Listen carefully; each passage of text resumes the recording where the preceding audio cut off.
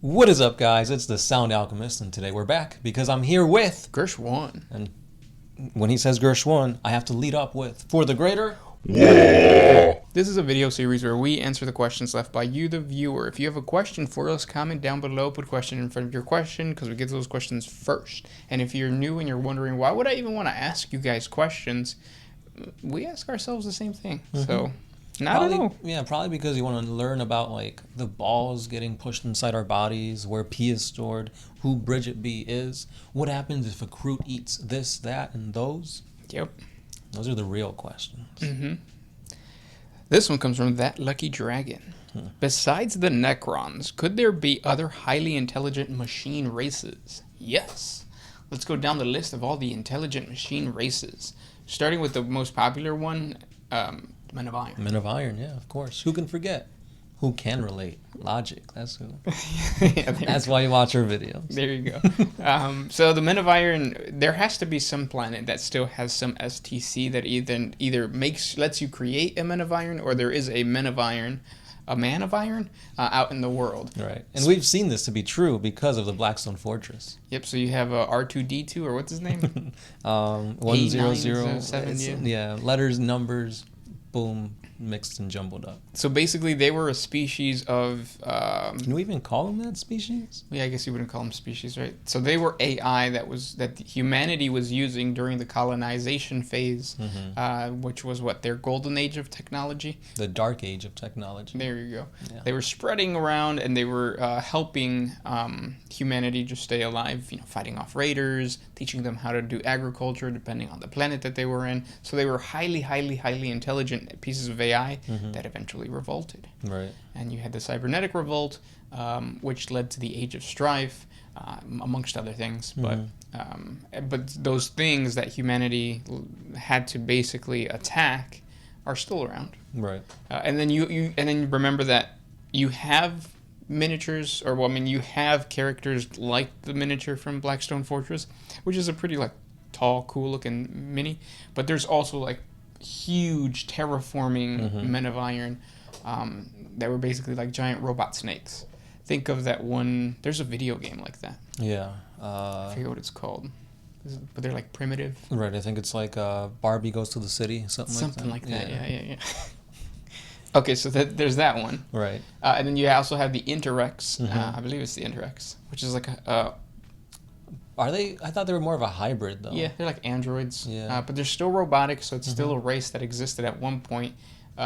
They technically were destroyed, but it's 40K. Right. If you want to create a cool army, you can. Actually, so we were just talking about. Do you remember the name of the channel of the Tau versus the Play on? Basically, it's a series that's 40K in 40 minutes, and they do battle reports. And this latest one that we watched, it was the Tau versus Chaos, but it wasn't just regular Chaos. It was a kit-bashed, awesome army by this guy named... What was his name? Nick? It was Nick something. Yeah. And he has some really cool-looking Primaris Marines that I think represent Chaos Space Marines, and he just popped the head off, gave him human heads, and put a little bubble around it. So if you want to kit bash something like that and have them play as Astra Militarum, or have them play as the Tau Empire, because the Tau Empire is drones and all that kind of stuff, you can. Yeah. It's called Play on Tabletop. Just the freaking production value of this is insane. Give them a watch, definitely. Yeah, and hopefully, through watching those types of well-painted armies, and it inspires you to create your own cool-ass. Yeah, because this dude's playing, I think it was Zeech. Yeah. And it's just crazy. You've got some freaking, I think it was supposed to be a Defiler that looks like a freaking mechanized T-Rex. Yep, and then that looks just like the video game we were talking about. Barbie Goes to the City. Exactly, yeah. So just get a Ken doll and put some wires and chains and bam, you have an Eldar Titan. Of course, after you pray to the Chaos God of Logic. Right, because who can relate? Obviously we can, because we pray to him. Next question. This one's by Genesis Stewart. What threat do you think would be big enough for GW to actually bring back the Big E? Surely they don't plan on having him stay on the throne for another 30 years. with the Void Dragon being in the backyard, would that pose a threat to Terra? I mean, we could speculate on all of them. There's the Void Dragon. Right now, there's the Silent King. Yeah. There could be the Beast that returns. So, I think really what's going to trigger GW to bring back the Emperor is sales. If they take a dip down, then they're going to... Everybody stop buying right now. Yeah. No, but we don't want that. We want, like, Primarchs before the... I honestly, I don't even want the Emperor to come back. He could stay on his throne. I mean, I think the reveal of the Silent King was kind of a testing the waters. Because if you're a Necron player, of course you want to play as the Silent King. He was your leader back in the day. He was the one responsible for pretty much the Necrons and being in their position now. Yeah. And he's not even that strong. I'm not scared of him. I mean, we haven't seen his rules, but like rumors and like theories are all out there. And I think they got leaked, right? So like each shield is 8 wounds. Something like that. And then he's like pretty high up there too. With like another like 14 wounds or something. But I ain't scared. I mean, look at him. He looks like a freaking Necron lord. Yeah, that's true. He looks pretty wimpy. He should have looked more intimidating, like the that one like reveal trailer looked with like the hieroglyphs and like the scratchings in the cave. Yeah, those trailers were so confusing. Like I started just speculating on how awesome it might be, and then what we got was like, it looks like War of the Worlds a little bit. Okay, sure. Yeah, I'll bite hard. Next question comes from Owen Siskel. Are demon engines more similar to animals or more like piloted vehicles? Piloted vehicles. But they still have a mind of their own. No, I thought the demon takes control of the machine. Right. Yeah, so then it's the demon inside the machine. So it's like the demon piloting the machine. Yeah, so it's like a piloted vehicle with a demon inside, though. Right. And like, if you try to think like a demon, obviously you can't, because you're not a demon. At least we hope you're not a demon. If you are a demon, stop watching this right now. Unless you're painting your minis, then keep it going. Yeah, because we're trying to entertain you while you paint your minis. How's it going, by the way? Are you painting Tau? Because they just got gutted with 9th edition. They weren't that good to begin with. But I mean, there's going to be ways around it, so no worries there. No one's worried.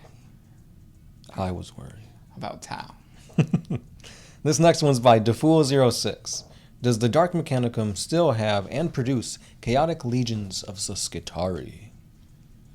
There's Dark Mechanicum Skitarii legions, yes. Because I mean, if Mechanicums produce Skitarii, then yeah, Dark Mechanicum will produce Dark Skitarii. Because if you have Chaos Space Marines, then you have Space Marines, obviously. Yes. It's like a mirror. A mirror. This question comes from Goblin Man. Gershi Wershi got himself a haircut. Ooh. His question is, would Bridget B have a career in the 41st millennium? Of course. Check out her Halloween special. We really need to do like a GoFundMe or like a Kickstarter for an exclusive like season of just goodness with Bridget B. Of course. Connected to 40K, obviously. It's what we all want. Let us know in the comment section below. Would you guys support that? Then we can get other really good actresses like what's the other one that everybody talks about? Bella something Bella. Bellacore? No, yeah, Belisarius Call? No. What's the other MILF that they talk about? Belle Delphine? Oh no, that's an e-girl. I don't know. Make a list of the actresses that you want us to contact with what corresponding character you would want them to play. I'll start it off for you guys. Johnny Sins as Horus. Yeah, well, you have to be in every single Every single one, yeah. Next question. If he's going to be in every single one, then he'll be like a Alpha Legion. Oh, Alfarius? Yeah. I am Alfarius. This one's going by Benjamin Manning. Will Gilman ever punish or exterminate the radicals of the Inquisition for going too far at times? For example, trying to kill the Space Wolves. Yes. I think it's important for every single faction to have a reason to fight another faction. And eventually, yeah, like Gilman there has to be a story of like Gilman scolding or disciplining the Inquisition because they're a little too radical or because they're a little too Puritan. Right. Isk. Puritan-isk. Yeah. Next question. So this one's kind of in line with what we were talking about right now. Conan Holmes. When Johnny Sins gets up in 40K, what chapter do you think he will be in? I did ask this a video or two back, and good work, guys. I enjoy all the videos, mostly these ones with community questions. Yeah, so what I'm trying to do now is also like create the 40 facts videos and have them be more, what's the word? What did you say? Community based? Like, yeah, which is hard. I think you do a good job with your versus videos. Yeah, because that one, I don't know, I feel like the versus videos, they could go swing either way. Yeah, but like the fact that you have polls and you're getting people's input, I think creates more of a community. I feel like sometimes the people that like vote in the polls don't even watch it. Or vice versa. Yeah, maybe. Yeah. I mean, that happens. Yeah. But his question is, what would Johnny Sins be? And you already said it. Horse. Mm-hmm. Horse. Or an Alpha Legion, like Alfarius, Omegon. Mm-hmm. But I think what I really want him to be is my husbando. In the 4th or 5th edition Tau Codex, there's actually a lexicanum type of thing, and one of the words is marriage. And actually, if you check out our 40 facts on marriage in the Tau Empire, you'll get a list of that. That's interesting. Because we never really think about marriage in 40K. Yeah, right. Like we married to the streets. So. This one's by Goji Fan 1962. What happened to your HeroClix videos? They're there. Yeah. Just look it up. We haven't played HeroClix in a long time. I'm surprised that the thing is still going on. Yeah. Like, I wonder crazy. how far like the rules have deviated from like how we were playing. Yeah, I'm not sure. I bet it has to have advanced to the point where, because the thing about HeroClix is it was the same as Magic the Gathering. There was quarters or blocks. And you couldn't play certain miniatures after a while. How annoying is that? Like, could you imagine, like, buying... Like, you can't play the new Primaris Marnius Calgar. Or, no, you have to play the new Primaris Marnius Calgar. You can't play the old one. Right. That would be ridiculous. Mm-hmm. But it seems like that's kind of what GW is going to do now with Space Marines. You can still do it, though. Like, I mean, you can proxy. Yeah. Brock Barge. What is Farsight doing right now? Fighting for his life. No, he's actually fighting for Spotlight because it seems to be all on the Necrons and the Primaris right now. So he's just trying his best. What happened during the Tau Psychic Awakening phase? What did we get? We got a new model for for Shadow Sun. Yeah, they were fighting against the Death Guard, and then the Death Guard and the Tau went into the Nexus. The Tau came out, but the Death Guard never did. So after that, they went back into the Nexus and started colonizing Imperial controlled worlds that were like being led by the Ecclesiarchy. Cute. Next question comes from Brian B. Would you want Jagatai Khan to return first before the Lion so he can have a sword fighting against Fulgrim? Current Fulgrim would be kind of cool because he would have like multiple arms. Right. The Lion also has a sword that Cypher has right now. Oh, Cypher has it? Mm-hmm. Oh. He got the Lion sword. Rawr. It's like, tell the truth, man. Why you gotta be lying? All the time. But I mean, Fulgrim has 6 arms supposedly in his demon form, so you could bring both of them back. Next question. This one is by Grant Patterson. So his question is actually a scenario. So the Lion comes back, reestablishes his legion, and sides with Gilman. He then enforces the Imperial Creed to worlds, denying the Emperor is a god. They then push scientific advance under the auspice of needing to combat the Necron menace, as well as the Silent King. Gilman is hinting at this with the Primaris. So then the Inquisition goes to war with them. Which side would the Mechanicum or the Imperial forces end up falling? Both. Yeah, because if it's civil war, everybody loses at the end. That's what happened in the Horus Heresy. Mm-hmm. Yeah. But it'd be pretty cool to see like 2 Primarchs and the Space Marines going up against the AdMech. It's like, who would the Imperial Guard side with? Probably whoever's planetary, Yeah. is there.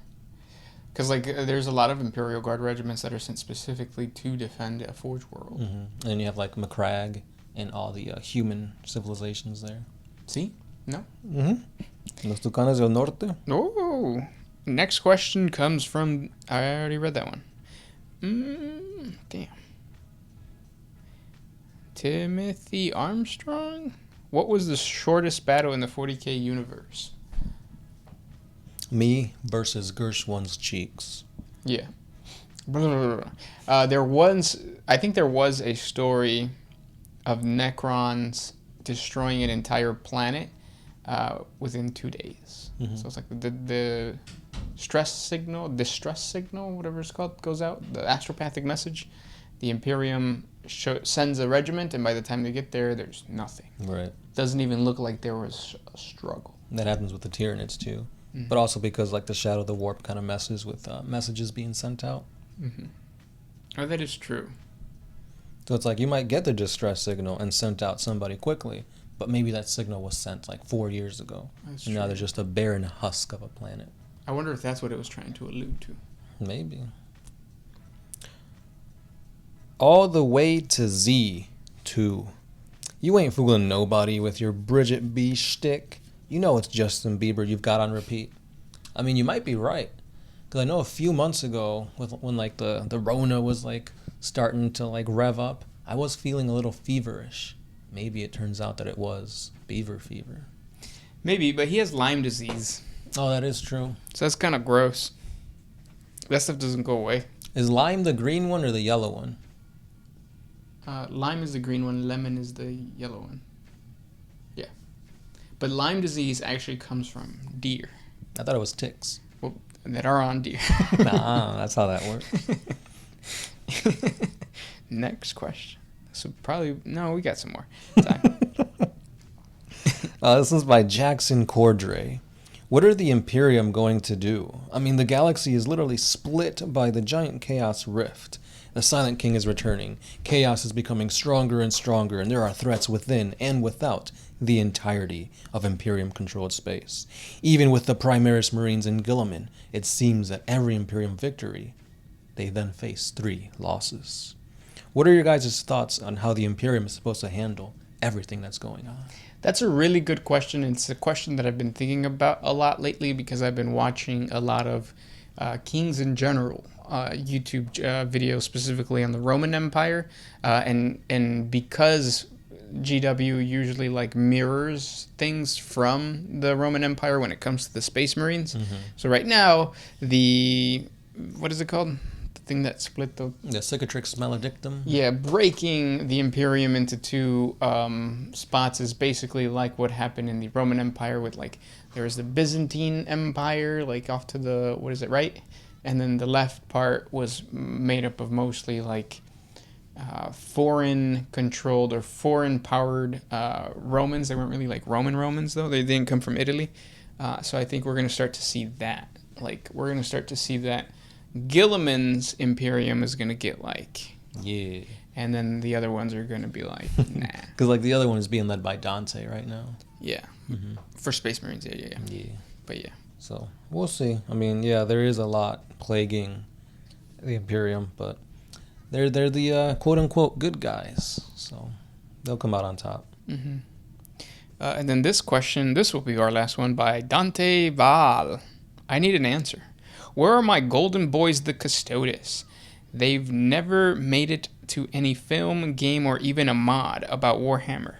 I think it's a major disappointment just to show somebody towering over a Marine like nothing is happening. Honestly, they're boring. I think the Adeptus Custodes are boring. They're boring because they haven't really done much. Like, their lore is just starting, like, in a way. Yeah, but, like, so the lore paints them to be sentries, paints them to be, like, super powerful. And the only people I've noticed that are drawn to those like OP characters are like youngins. Yeah. So like, because it's like, I want a Space Marine army that can, be as strong as the Emperor. Well, that's kind of the Custodes. yeah. Yeah. So we'll probably see, like you said, now that they're out of They're actually going out Imperial into Palace. Yeah. So we might see like a really good conflict between them and the Space Marines, but there was no conflict before. The only conflict there was no conflict at all. Because even when Gouge Vandire was like was it the Rain of Fire? Yeah, or Rain whatever? of Blood or Fire, whatever. Mhm. When he was taking advantage of the Imperium, it's like they didn't really do anything. Mm-mm. They're like, yeah, everything's going to crap, but we got to protect the Emperor. Yep. It don't matter if the Imperium's gone as long as the Emperor's still here. Yep.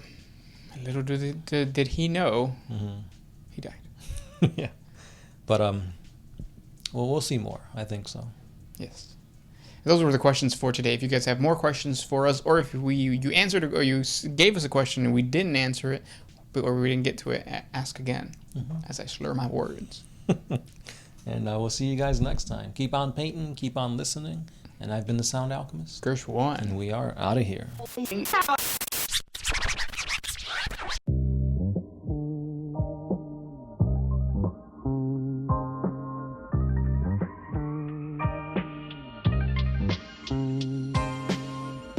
Always used to put my freedom first in any situation.